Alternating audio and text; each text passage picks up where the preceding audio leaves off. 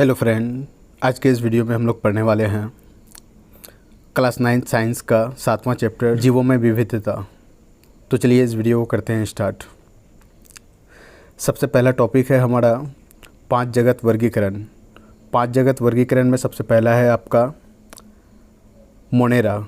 तो मोनेरा के बारे में हम लोग कुछ देख लेते हैं। ये एक कोशिकीय प्रोकैरियोटिक होते हैं। कोई निश्चित केंद्र नहीं होता है, कोई निश्चित अंग नहीं होता है। पोषण स्वपोषी व परपोषी दोनों तरह के होते हैं। मोनेरा में ये 4 खास बातें होती है। मोनेरा का उदाहरण बैक्टीरिया, नील हरित शैवाल, साइनोबैक्टीरिया, माइकोप्लाज्मा।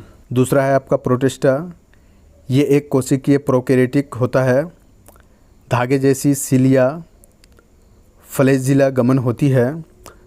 पोषण स्वपोषी और परपोषी दोनों तरह के होते हैं। प्रोटिस्टा का उदाहरण एक कोशिकीय शैवाल, डाईएटम प्रोटोजोआ। ये तीनों आपके प्रोटिस्टा के एग्जाम्पल हैं। उसके बाद तीसरा नंबर पे है कवक यानी कि फंगी। ये बहुकोशिकीय यूकेरियोटिक होते हैं। परपोषी पोषण करते हैं। मृत गले सड़े पदार्थ पर उगने वाले मृतजीवी होते हैं। कोशिका भित्ति सख्त काइटिन की बनी होती है। कवक के एग्जाम्पल पेनिसिलिन, एस्परिजिलस, एग्रिकस। ये तीनों फंगी के एग्जाम्पल हैं। उसके बाद चौथा नंबर पे है आपका पादप। ये यूकेरियोटिक होता है और ये बहुकोशीय भी होता है। स्वपोषी क्लोरोफिल पाया जाता है। पादप स्वपोषी होता है और उसमें क्लोरोफिल भी पाया जाता है और क्लोरोफिल की उपस्थिति में यह प्रकाश संश्लेषण की क्रिया भी करता है। कोशिका में कोशिका भित्ति पाई जाती है। सभी पादपों को 5 वर्गों में बांटा जाता है। उसके बाद हम लोग देख लेते हैं वर्गीकरण का आधार। पादप शरीर जड़, तना तथा पत्ती में विभाजित। विशेष उत्तक जल का संवहन। बीज बड़े अथवा ढके हुए या फल के अंदर। एग्जाम्पल शैवाल, फर्न, आम, नीम आदि। उसके बाद है एनिमल। सबसे पहला है ये यूकेरियोटिक होते हैं, बहुकोशिकीय होते हैं, साथ ही साथ परपोषी भी होते हैं। कोशिका भित्ति अनुपस्थित होते हैं, यानी कि एनिमल में आपका कोशिका भित्ति नहीं होता है।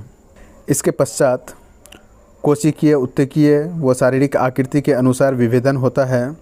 उदाहरण के लिए चीता, मोर, चींटी, कीड़े, मछली आदि। जीवों में विविधता, डाइवर्सिटी इन लिविंग ऑर्गेनिज्म। पृथ्वी पर जीवन की असीमित विविधता और असंख्यक जीव हैं। इसके विषय हमें जीवों को सामान्यता व असामान्यता के आधार पर वर्गीकृत समूह में रखना पड़ेगा, क्योंकि लगभग 20 लाख प्रकार के जीव जंतुओं का बाह्य, आंतरिक पोषण तथा तरीका व आवास का अध्ययन करना सुगम नहीं है। तो अध्ययन करने के लिए ही हम जीवों को अलग अलग कैटेगरी में बांटते हैं। टैक्सोनॉमी, ये जीव विज्ञान का वह भाग है जिसमें नाम पद्धति व जीवों का वर्गीकरण करते हैं। कार्ल लिनियस को टैक्सोनॉमी का पिता कहा जाता है। वर्गीकरण सभी जीवों को उनकी समान व विभिन्न गुणों के आधार पर बांटना वर्गीकरण कहलाता है। वर्गीकरण के लाभ असंख्य जीवों के अध्ययन को आसान व सुगम बनाता है। विभिन्न समूहों के संबंध प्रदर्शित करता है। ये जीवन के सभी रूपों को एक नज़र में प्रदर्शित करता है। जीव विज्ञान के कुछ अनुसंधान वर्गीकरण पर आधारित होते हैं। इसके बाद है वर्गीकरण के आधार। वर्गीकरण करने के लिए निम्न लक्षणों को ध्यान में रखा जाता है। जीव प्रोकैरियोटिक या यूकेरियोटिक कोशिका का बना होता है, यानी कि आपको देखना होता है कि कौन सा जीव प्रोकैरियोटिक है और कौन सा यूकेरियोटिक है। उसके बाद कोशिका स्वतंत्र है या बहुकोशिकीय संगठन और जटिल जीव के रूप में है। कोशिका में कोशिका भित्ति है, वह अपना भोजन का संश्लेषण करते हैं अथवा नहीं करते हैं। उसके बाद वर्गीकरण सबसे पहले 1758 में कार्ल लिनियस ने जीव जगत को 2 भागों में बांटा था। नंबर 1 पौधे, नंबर 2 जंतु। सन 1959 में रॉबर्ट व्हीटेकर ने जीवों को 5 वर्गों में बांटा। Number 1 Monera, number 2 Protista, number 3 Fungi, number 4 Plantae, number 5 Animalia. सन 1977 में कार्ल वोस ने मोनेरा का आर्कीबैक्टीरिया व यूबैक्टीरिया में बांटा गया। वर्गीकरण लिखने के लिए निम्न प्रारूप का प्रयोग किया जाता है। जगत किंगडम, फाइलम जंतु, वर्ग, गुण, कुल, वंश आदि। Division, class, order, family, genus और स्पीस। मुख्य रूप से जीवों के वर्गीकरण करने के लिए निम्न बातों पर ध्यान रखते हैं। कोशिका का प्रकार। प्रोकैरियोटिक कोशिका ये प्राथमिक अल्प विकसित कोशिकाएं हैं जिसमें केंद्रक बिना झिल्ली के होते हैं। यानी कि प्रोकैरियोटिक में केंद्रक बिना झिल्ली वाला होता है। उसके बाद है यूकैरियोटिक कोशिका। ये विकसित अंग पूर्ण रूप से विकसित केंद्र युक्त होते हैं। शरीर, एक कोशिकीय जीव जिसमें एक ही जीव में सभी शारीरिक क्रियाएं पूर्ण होती है उसे एक कोशिकीय जीव कहते हैं। बहुकोशिकीय जीव, ऐसे जीव जो एक से अधिक कोशिका के बने होते हैं, वह विभिन्न कार्य विभिन्न कोशिकाओं के समूह द्वारा करते हैं। भोजन प्राप्त करने का तरीका। स्वपोषी, वह जीव जो प्रकाश संश्लेषण द्वारा अपना भोजन बनाते हैं उसे स्वपोषी कहते हैं। और परपोषी, वे जीव जो अपना भोजन के लिए दूसरे पर निर्भर रहते हैं उसे परपोषी जीव कहते हैं। नाम पद्धति। विभिन्न देशों में विभिन्न नामों से विभिन्न जंतुओं को बुलाया जाता है जिससे परेशानी होती है, इसलिए दी नाम पद्धति कार्लेनियस द्वारा दिया गया था। जीव विज्ञान नाम लिखते समय बातों का ध्यान रखा जाता है। जीन्स का नाम जाति से पहले लिखा जाता है। जीन्स का पहला अक्षर हमेशा बड़ा होता है जबकि जाति का नाम हमेशा स्मॉल लेटर में लिखा जाता है। जीन्स वो जाति हमेशा इटैलिक में लिखे जाते हैं। वो जीन्स वो जाति को अलग अलग अंडरलाइन किया जाता है। उदाहरण मनुष्य, होमो सेपियंस, चीता, टाइगर, पैंथेरा टाइग्रिस। उसके बाद जगत यानी कि किंगडम, मोनेरा। तो मोनेरा के बारे में अब हम लोग देखते हैं। प्रोकैरियोटिक और एक कोशिकीय जीव होता है। स्वपोषी या परपोषी दोनों तरह का होता है। कोशिकीय भित्ति उपस्थित या अनुपस्थित होता है। उदाहरण anabaena, bacteria, cyanobacteria, mean Harish शैवाल। ये बैक्टीरिया और एनाबीना का फिगर है। उसके बाद है जगत प्रोटिस्टा। यूकैरियोटिक एक कोशिकीय होता है। स्वपोषी या परपोषी होता है। गमन के लिए सीलिया, फ्लैजिला, शैवाल, डाइटम, अमीबा, पैरामीशियम, यूग्लिन, ये सब प्रोटिस्टा के एग्जाम्पल हैं। उसके बाद है फंजाई। यूकैरियोटिक वो विषमपोषी होता है। जीवन की किसी अवस्था में बहुकोशिकीय होता है। कोशिका भित्ति कठोर, जटिल, शर्करा वो काइटिन की बनी होती है। अधिकांश सड़े गले पदार्थ पर निर्भर मृतजीवी, कुछ दूसरे जीवों पर निर्भर यानी कि परजीवी होते हैं। कुछ शैवाल व कवक दोनों सहजीवी संबंध बनाकर साथ रहते हैं। शैवाल कवक को भोजन पदार्थ करता है, वो कवक रहने का स्थान प्रदान करता है। ये जीव लाइकेन कहलाते हैं। पेनिसिलियम, एस्पेरेजिलस, लाइकेन, मशरूम इत्यादि फंजाई के एग्जाम्पल हैं। जीवधारी दो प्रकार के होते हैं, प्रोकैरियोटिक और यूकैरियोटिक। यूकैरियोटिक के अंदर दो तरह के जीव पाए जाते हैं, एक कोशिकीय और बहुकोशिकीय। एक कोशिकीय के अंदर प्रोटिस्टा पाया जाता है और बहुकोशिकीय के अंदर कोशिका भित्ति सहित और कोशिका भित्ति रहित, यानी कि जिसमें कोशिका होता है उस तरह का जानवर, उस तरह का जीव, और जिसमें कोशिका भित्ति नहीं होता है। तो जिसमें कोशिका भित्ति होता है वह दो प्रकार के होते हैं। सबसे पहला जो प्रकाश संश्लेषण नहीं करने वाले होते हैं और दूसरा है जो प्रकाश संश्लेषण करने वाले होते हैं। और जो प्रकाश संश्लेषण की क्रिया नहीं करते हैं उसे फंजाई कहते हैं, और जो प्रकाश संश्लेषण की क्रिया करने में सक्षम होते हैं उसे प्लांटी कहते हैं। और कोशिका भित्ति जिसमें नहीं पाया जाता है उसका एग्जाम्पल है एनिमेलिया। इसके बाद है पादप जगत। पादप जगत का मुख्य लक्षण प्रकाश संश्लेषण होना है। इसे दो उपजगत क्रिप्टोगेमी और फेनेडोगेमी में बांटा गया है। उपजगत क्रिप्टोगेमी, जिन पौधों में फूल या जननांग बाहर प्रकट नहीं होते हैं उसे उपजगत क्रिप्टोगेमी कहते हैं। उपजगत फेनेडोगेमी, इन पौधों में फूल या जननांग स्पष्ट दिखाई देते हैं। उसके बाद है क्रिप्टोगेमिंग के टाइप्स। सबसे पहला है थैलोफाइटा, ब्रायोफाइटा और टेरिडोफाइटा। थैलोफाइटा, पौधे का शरीर जड़ तथा पत्ती में विभाजित नहीं होता है बल्कि एक थैलस है, सामान्यतः शैवाल कहते हैं। कोई संवहक उत्तक उपस्थित नहीं होता है और जनन के जरिए ये विभाजित होते हैं। ये मुख्यतः जल में पाए जाते हैं। उदाहरण के लिए अल्वा, स्पायरोगैरा, क्लेडोफेरा, यूलोथ्रिक्स, ये सब इसके उदाहरण है। उसके बाद हम लोग देख लेते हैं ब्रायोफाइटा। सरलतम पौधे जो पूर्ण रूप से विकसित नहीं होते हैं उसे ब्रायोफाइटा कहते हैं। कोई संवहक उत्तक उपस्थित नहीं होता है। स्पोर द्वारा जनन की क्रिया होता है। भूमि व जल दोनों स्थान में पाए जाते हैं, इसलिए इन्हें पादपों का एम्फीबिया कहते हैं। उदाहरण फ्यूनेरिया, रिक्सिया, मार्केसिया, ये तीनों इसका एग्जाम्पल है ब्रायोफाइटा का। टेरिडोफाइटा, पादप का शरीर, तना, जड़ें व पत्तियों में विभक्त रहता है। संवहक तंत्र उपस्थित होता है। जननांग बहुकोशिका का होता है। उदाहरण के लिए मार्सिलिया, फर्न, हॉर्सटेल, ये तीनों इसके एग्जाम्पल हैं। उसके बाद है फेनोडोगेम। फेनोडोगेम दो प्रकार के होते हैं। सबसे पहला है जिम्नोस्पर्म, दूसरा है एंजियोस्पर्म। जिम्नोस्पर्म उसे कहते हैं जो बीज ढका हुआ नहीं होता है और एंजियोस्पर्म उसे कहते हैं जो बीज ढका हुआ होता है। जिम्नोस्पर्म बहुवर्षीय सदाबहार काष्ठीय होता है। शरीर, जड़, तना व पत्ती में विभक्त रहता है। संवहक उत्तक उपस्थित होता है। नगन बीज, बिना फल व फूल वाले पौधे। एग्जाम्पल है देवदार, साइकस। उसके बाद है एंजियोस्पर्म। ये एक बीज पत्ती होता है, द्विबीज पत्ती भी होता है, फूल वाले पौधे होते हैं। फूल बाद में फल में बदल जाता है। बीज फल के अंदर होता है। भ्रूण के अंदर पत्तियों जैसे बीज पत्र पाए जाते हैं। जब पौधा जन्म लेता है तो वह हरी हो जाती है। उसके बाद हम लोग एक बीज पत्री और द्विबीज पत्री में अंतर देख लेते हैं। सबसे पहले बीज कैसा होता है। एक बीज पत्री होता है और ये दो बीज पत्री होता है। ये तो उसके नाम से ही पता चल जाता है।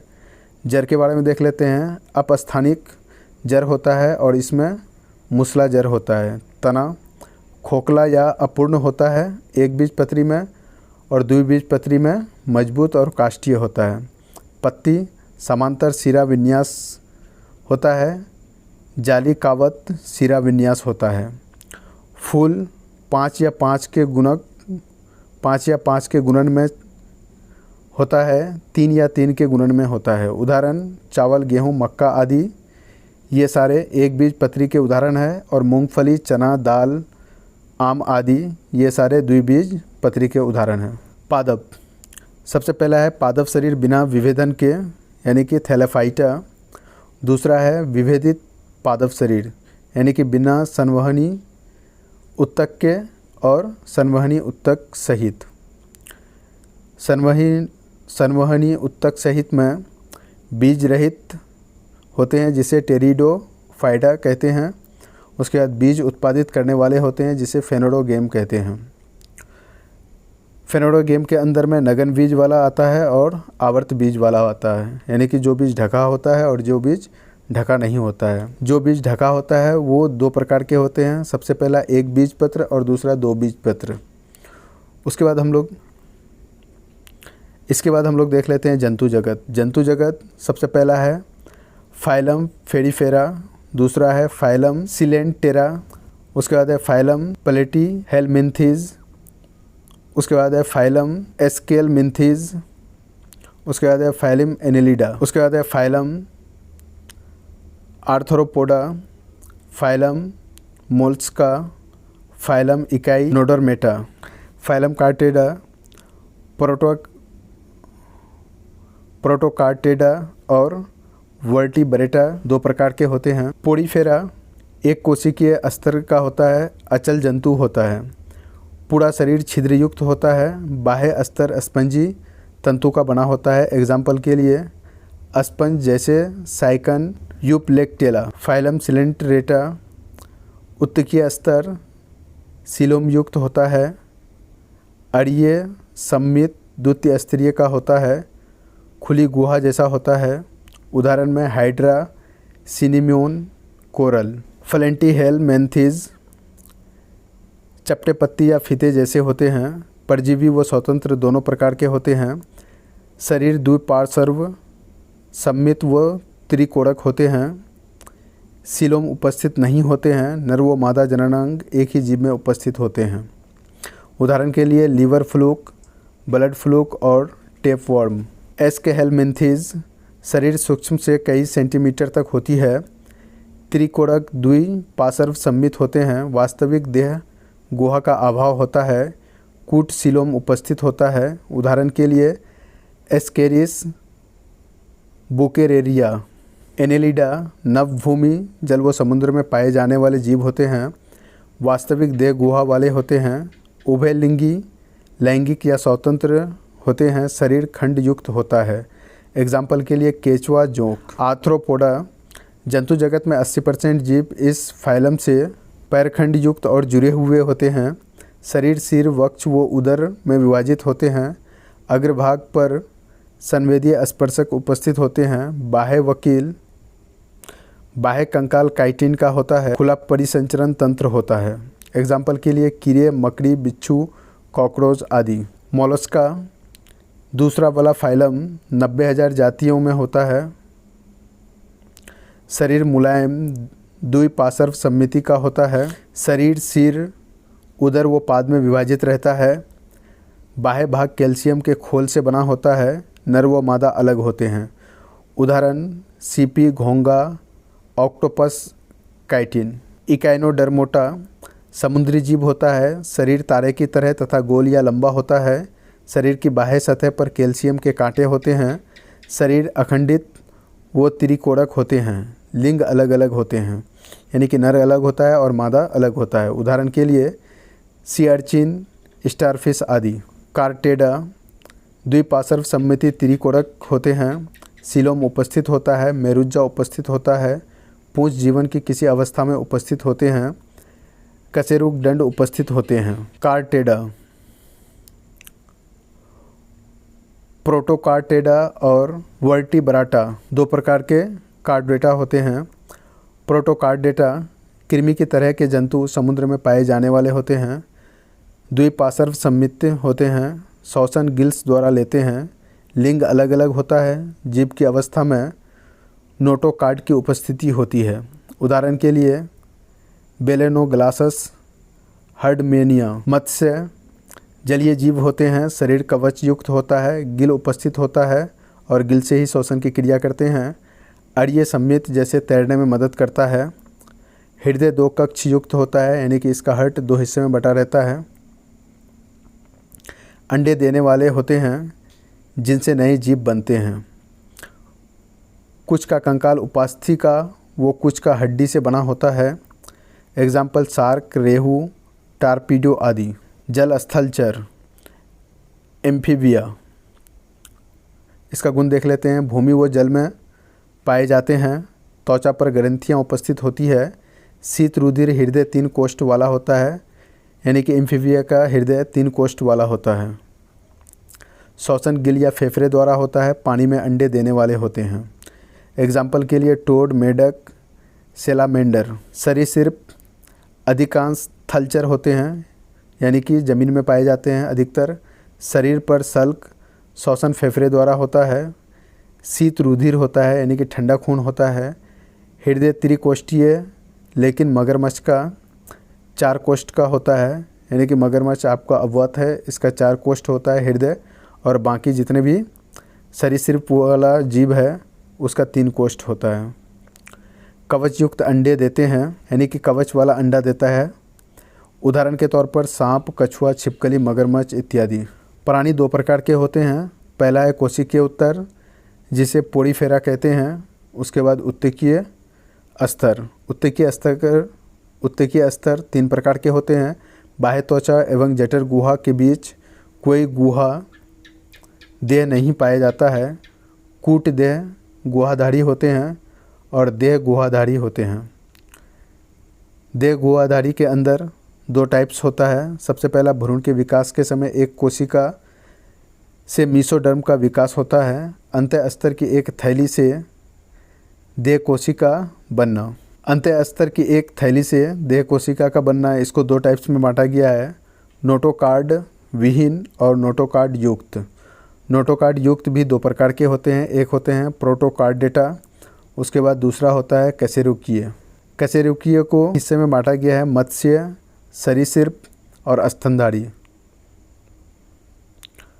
उसके बाद जल स्थल चल, उसके बाद पक्षी। पक्षी वर्ग गर्म खून वाले जंतु होते हैं। 4 कोष्ठीय हृदय पाया जाता है पक्षी में। श्वसन फेफड़ा द्वारा होता है। शरीर पर पंख पाए जाते हैं। शरीर सिर, गर्दन, धड़ व पूंछ में विभाजित होते हैं। अग्रपाद पंखों में रूपांतरित होते हैं। नर व मादा अलग अलग होते हैं। उदाहरण कौवा, कबूतर, मोर आदि। तो यहाँ से बीपीएससी में एक क्वेश्चन पूछा गया था टीचर वाले एग्ज़ाम में कि किस पक्षी का गर्म खून होता है, यानी कि किस पक्षी में गर्म खून पाया जाता है। तो इसका आंसर था क्वेश्चन के हिसाब से कबूतर।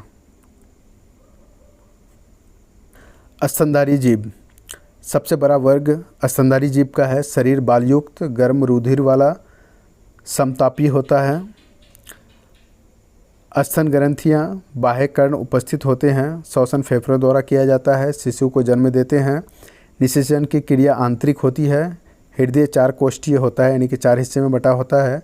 माँ बाप द्वारा शिशु की देखभाल किया जाता है। उदाहरण के लिए मनुष्य, कंगारू, हाथी, बिल्ली, चमगादड़ आदि। तो दोस्तों आज के इस वीडियो में इतना ही। अगर ये वीडियो आपको इन्फॉर्मेटिव लगा है तो इस वीडियो को लाइक और शेयर करें तथा इस चैनल में बने रहने के लिए इस चैनल को सब्सक्राइब करें। Thank you for watching this video.